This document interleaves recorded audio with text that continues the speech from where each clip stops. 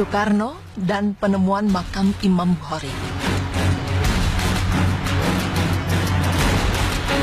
Pemirsa beriman, sebagai masyarakat Indonesia, kita pantas berbangga hati karena negara kita memiliki kontribusi yang besar terhadap dunia, khususnya dunia Islam. Sebagai umat Muslim, kita pasti mengenal Imam Bukhari. Beliau adalah seorang ahli hadis yang termasyhur di antara para ahli hadis sejak dulu hingga kini, bersama dengan Imam Ahmad, Imam Muslim, Abu Daud, Tirmizi, An-Nasai, dan Ibnu Majah. Bahkan dalam kitab-kitab fikih dan hadis-hadis beliau memiliki derajat yang tinggi. Sebagian menyebutnya dengan julukan Amirul Mukminin fil Hadis atau pemimpin kaum mukmin dalam ilmu hadis.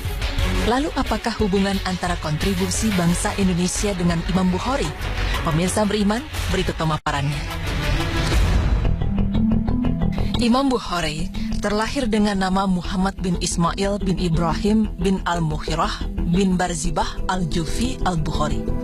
Beliau lahir pada 13 Syawal 194 Hijriah di kota Bukhara, sebuah kota yang terletak di Asia Tengah. Sebuah kota kuno yang kini merupakan bagian dari Republik Uzbekistan. Masa kecil Imam Bukhari penuh dengan keprihatinan. Di samping menjadi anak yatim, beliau juga tidak dapat melihat karena buta. Tidak lama setelah lahir, ibunya senantiasa berusaha dan berdoa untuk kesembuhan beliau. Alhamdulillah, dengan izin dan karunia Allah, menjelang usia 10 tahun matanya sembuh secara total. Perhatiannya kepada ilmu hadis yang sulit dan rumit itu sudah tumbuh sejak usia 10 tahun. Hingga dalam usia 16 tahun beliau sudah hafal dan menguasai buku-buku seperti Al-Mubarak, Al-Waqi. Bukhari berguru kepada Syekh Ad-Dakhili, ulama ahli hadis yang termasyhur di Bukhara pada usia 16 tahun bersama keluarganya. Ia mengunjungi kota suci Mekah dan Madinah, di mana di kedua kota suci itu beliau mengikuti kuliah para guru-guru besar ahli hadis. Pada usia 18 tahun beliau menerbitkan kitab pertamanya, Hudaya As-Sahabah wa Tabi'in, atau peristiwa-peristiwa hukum di zaman sahabat dan tabi'in.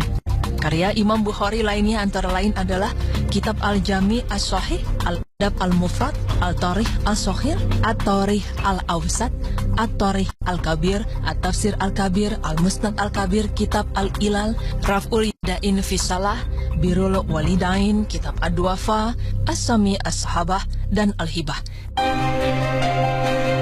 Di antara semua karyanya, yang paling monumental adalah Kitab Al-Jami As-Sahih yang lebih dikenal dengan nama Sahih Bukhari. Beliau jatuh sakit di Hartan 10 km dari Samarkand saat mengunjungi sanak familinya dalam perjalanan ke Samarkand untuk menjalani sisa hidupnya. Imam Bukhari akhirnya meninggal pada tanggal 31 Agustus 870 Masehi pada malam Idul Fitri dalam usia 62 tahun kurang 13 hari. Beliau dimakamkan selepas sholat zuhur pada hari raya Idul Fitri. Sebelum meninggal dunia, ia berpesan bahwa jika meninggal nanti, jenazahnya agar dikafani 3 helai kain, tanpa baju dalam dan tidak memakai sorban. Pesan itu dilaksanakan dengan baik oleh masyarakat setempat dan beliau meninggal tanpa meninggalkan seorang anak pun.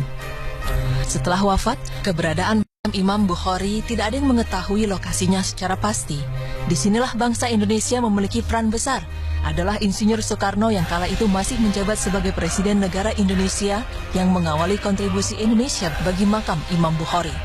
Ini terjadi tahun 1961, ketika pemimpin tertinggi Partai Komunis Uni Soviet sekaligus penguasa tertinggi Uni Soviet, Nikita Sergeyevich Khrushchev, mengundang Bung Karno ke Moskow. Khrushchev memiliki tujuan untuk menunjukkan pada Amerika bahwa Indonesia berdiri di belakang Uni Soviet. Namun dengan berbagai pertimbangan, Bung Karno tidak mau begitu saja datang ke Moskow. Beliau tidak ingin membawa Indonesia ke dalam situasi yang tidak menguntungkan dan dipermainkan oleh negara manapun. Bung Karno kemudian mengajukan satu syarat mutlak kepada Khrushchev apabila ia masih ingin mengundang beliau untuk datang ke Moskow. Satu syarat itu mengundang pertanyaan besar di pihak Uni Soviet. Namun mereka tidak bisa berbuat banyak karena keinginan untuk mengundang Bung Karno. Syarat tersebut adalah tuntutan untuk menemukan makam Imam Bukhari, sang ahli hadis yang pada masa itu lokasi peristirahatan terakhirnya terkesan terlupakan. Meski pada mulanya kebingungan dengan syarat yang diajukan oleh Presiden Soekarno, namun pada akhirnya Khrushchev memerintahkan para anak buahnya untuk mencari makam yang dimaksud. Namun pencarian terhadap makam yang dimaksud tidaklah mudah. Setelah berbagai usaha dilakukan belum menunjukkan hasil yang positif, Khrushchev menanyakan kembali kepada Presiden Soekarno, adakah syarat lain selain menemukan makam Imam Bukhari? Namun, Bung Karno bersikeras dengan syarat awal tersebut. Hal itu benar-benar ditekankan oleh Bung Karno apabila Uni Soviet memang ingin mendapat dukungan. Setelah mengerahkan anak buah terbaiknya serta mencari informasi dari orang-orang tua muslim di daerah Samarkand, akhirnya makam Imam Bukhari ditemukan meski keadaannya memprihatinkan karena kurangnya perhatian. Khrushchev memerintahkan pemugaran dan penghiasan makam yang baru saja ditemukan itu. Setelah semua proses selesai, Khrushchev kemudian menghubungi Bung Karno, dan tak lama setelah itu Bung Karno pun menyanggupi untuk datang ke Moskow. Sehari setelah kunjungan ke Moskow, Bung Karno dan rombongan singgah ke Samarkand, berziarah ke makam Imam Bukhari. Peristiwa ini terjadi pada tanggal 12 Juni 1961.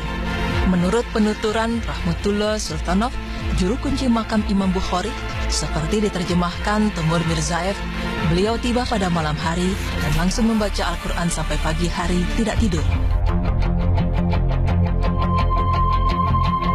Pemirsa beriman, sejak saat itu, makam Imam Bukhari diketahui keberadaannya oleh dunia, namun tertutup untuk dikunjungi, terkecuali bagi masyarakat Indonesia yang ingin berziarah ke makam tersebut. Masyarakat Indonesia mendapat keistimewaan sebagai tanda terima kasih karena berkat pemimpin bangsa Indonesia lah makam Imam Bukhari bisa ditemukan. Perbuatan baik Bung Karno kepada umat dengan mengajukan syarat pencarian makam Imam Bukhari memberikan manfaat kepada masyarakat luas. Ini membuktikan bahwa perbuatan baik sekecil apapun akan Allah balas sesuai dengan firman Allah yang artinya, sesungguhnya Allah tidak menganiaya seseorang walaupun sebesar zarah, dan jika ada kebajikan sebesar zarah, niscaya Allah akan melipat gandakannya dan memberikan dari sisinya pahala yang besar. Quran Surah An-Nisa ayat 40.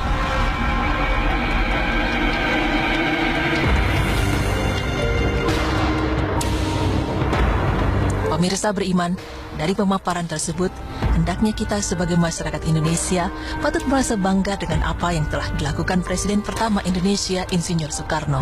Beliau memberi contoh nyata bahwa dengan melakukan hal yang baik bagi bangsa dan agama, balasan dari kebaikan itu tidak hanya kita sendiri yang mendapatkan, tapi juga dapat dirasakan oleh masyarakat luas hingga lintas generasi. Ada baiknya, hal itu menjadi pemicu bagi kita untuk menjadi pribadi yang lebih baik. Semoga informasi telah kami berikan bisa memberikan tambahan ilmu dan manfaat bagi pemirsa sekalian. Amin.